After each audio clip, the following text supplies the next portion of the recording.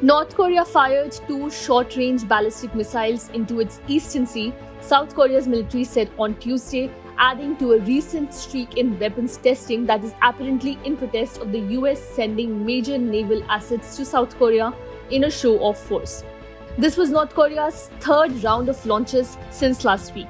Japan's defense ministry reported the launch of what it said could be a ballistic missile by North Korea.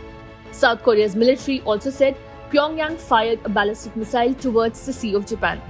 Japan's Prime Minister's office on Monday took to Twitter to alert that North Korea had reportedly fired a ballistic missile. The PM's office in their tweet also added instructions from PM Fumio Kishida, which mentioned that aircraft, vessels and other assets should ensure safety. The instructions further mentioned, dedicate maximum effort to gather and analyze information and provide the public speedy and adequate information. Take all possible measures for precaution, including readiness for contingencies.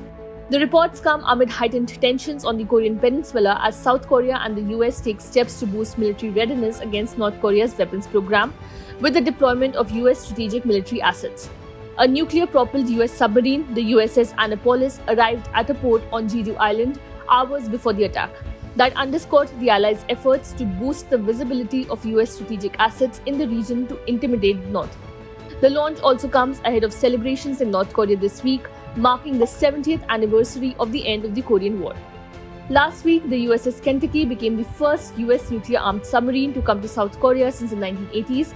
North Korea reacted to its arrival by test-firing ballistic and cruise missiles last week in apparent demonstrations that it could make nuclear strikes against South Korea and deployed US naval vessels. North Korea's defense minister also issued a veiled threat, saying Kentucky's docking in South Korea could be grounds for the North to use a nuclear weapon against it. North Korea has used similar rhetoric before, but the statement underscored how strained relations are now. Also on Monday, the American-led UN command said it has started a conversation with North Korea about a US soldier who ran into the North last week across one of the world's most heavily fortified borders.